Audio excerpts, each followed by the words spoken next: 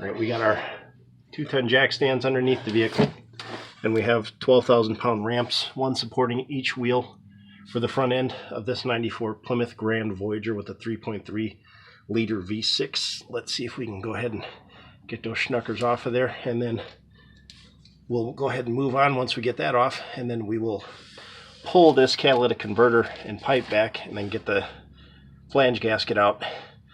Not sure if I'm going to try to save these bolts or not. I don't believe I'm going to. If I do not save them, which I really don't want to, I would rather put new ones in, then I will end up going to one of the auto stores and I will get myself some new spring bolts. There's not a ton of working room under here with the ramps. There's maybe about 6 inches between my chest and the frame of the vehicle, and hence why I have the jack stands here. I also have bricks behind the wheels. Everything is set up. It's as safe as I can possibly get it. So I'm on a flat surface, and right now, let's go ahead and hit that with some penetrating oil, let that sit for a second. Okay, we're under the vehicle. We have the cardboard. I got a Harbor Freight Earthquake stubby impact. We're going to see if we can bust that loose right there. First, we're going to spray some penetrating oil on it, but we got one on that side and one on the other side. And the only reason the aluminum foil was there was because I wrapped it around so I would be able to find out where the exhaust leak was coming from. So I wrapped that gasket in aluminum foil, and when I started the vehicle, the aluminum foil started to split and started to move, so I knew exactly where my exhaust leak was coming from. That's a simple way to try to figure out exactly where the exhaust leak is coming from if you don't have a smoke machine. Alright, so this is where I'm at on the 94 Plymouth Grand Voyager. I'm not going to crawl under the vehicle yet. I will show that in a second, but I basically ended up having to go to Harbor Freight because I did not have a straight die grinder. This one was like, after buying this and I think a 5-pack of blades, it cost me $16. I had a 20% off coupon, and they had a sale on it. I think that's the Chicago pneumatic. But the bolts are not in yet. It's been days since I've even touched this. I've had other things going on that I had to do. So the bolt on the left side is completely mushroomed and stuck in there. So what I'm going to try to do is drill it out. I attempted to drill it out the last time that I was working on this vehicle, but I couldn't get it done because I had other things going on.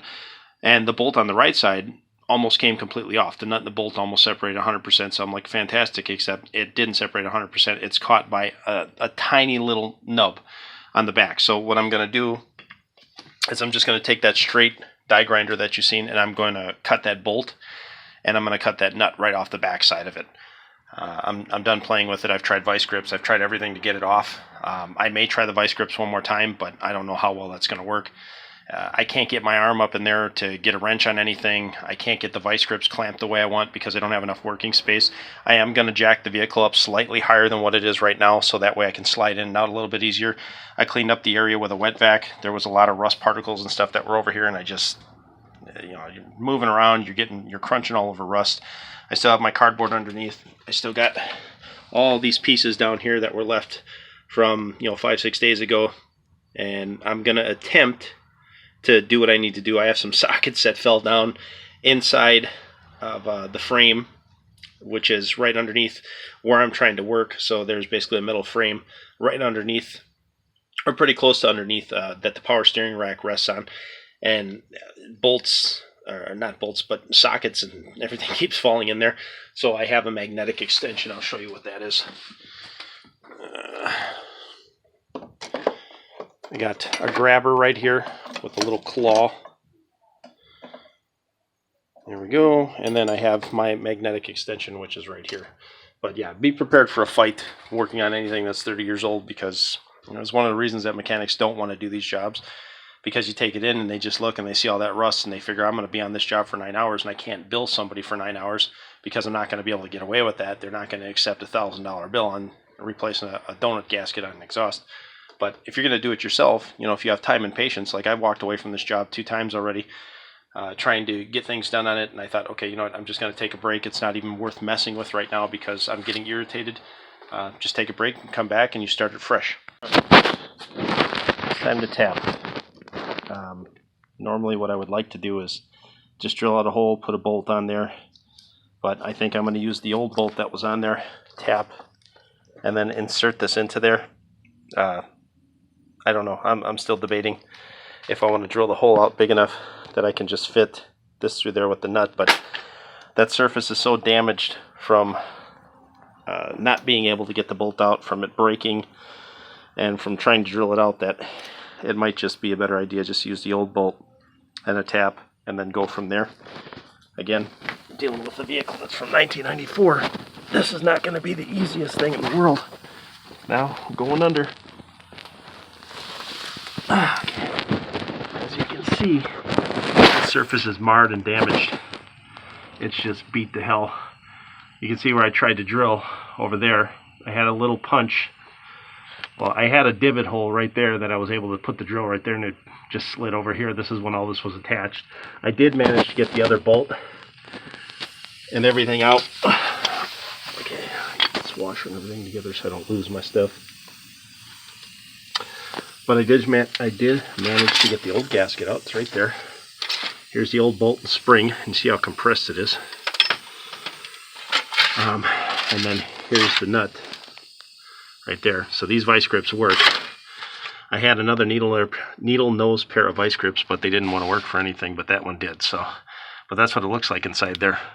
This, I'm going to take my angle grinder with an abrasive pad and clean all that up for the mating surface for the new gasket. But what I'm thinking is tap this area right here, and the tap fits snugly in there like that, and then I'll go ahead and straighten it out a little bit.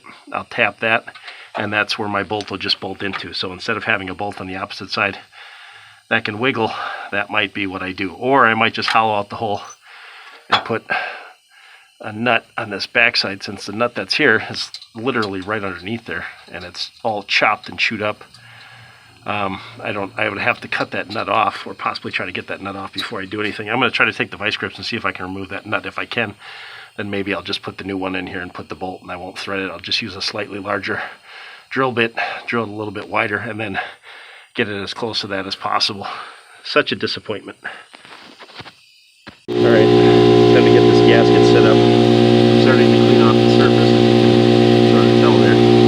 I got my angle grinder. I got my sealant, and I have my gasket here. I'm going to go ahead and put some sealant on the gasket, and then get that rust cleaned off there a little bit more. And then we'll go ahead and paint that up.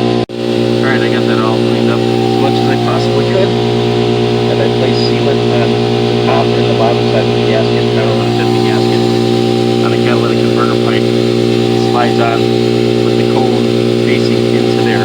So this flat side goes on the catalytic converter pipe, and that cone goes up to the manifold right there.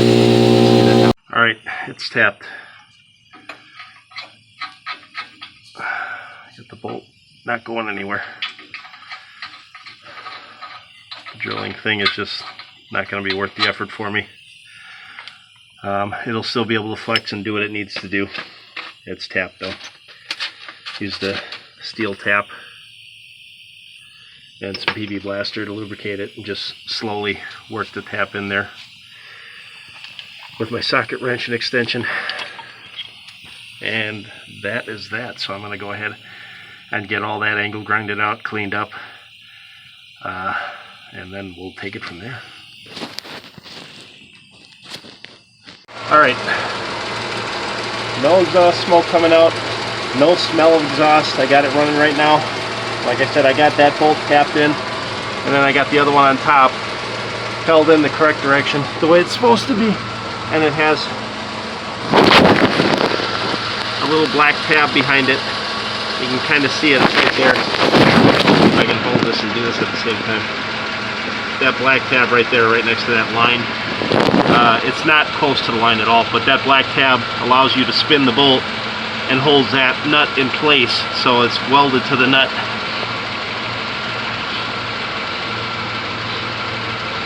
Now, possible I have an exhaust leak coming from the muffler, but this is nice and quiet now, whereas before I could hear it. And again, I don't want to touch it, but I don't smell anything. So I'd actually have to take it out for a ride, and I think that's what I'm going to do. But a lot of work, a lot of frustration, but got it done, and that's what counted. I'm gonna get everything cleared out and cleaned out of here, and then I'll figure out and see if it's still leaking. But there's no noise anymore. There was a little put. I knew what was coming from there, and as you can see from that gasket right there, that gasket is what it looked like when I pulled it out. It was completely destroyed. Now, I don't believe the gasket I put on there was 100% the correct gasket. I think I kind of forced it on there, wedged it on there.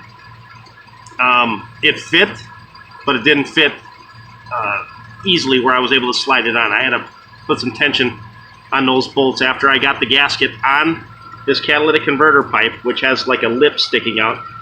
It didn't want to go all the way down.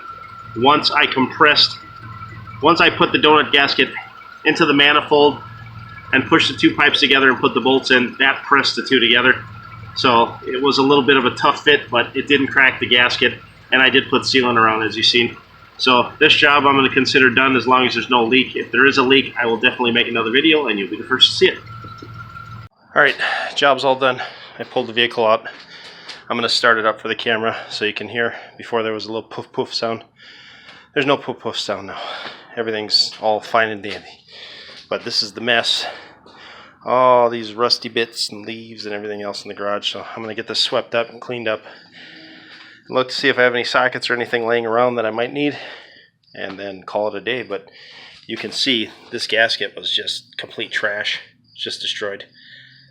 It was kind of a pain in the butt to get out of there because that wire, the circular wire right there, the steel, whatever, I just took a long pry bar and a hammer and I tapped it out of the way and it came right out, but it was cracked and busted all over the place.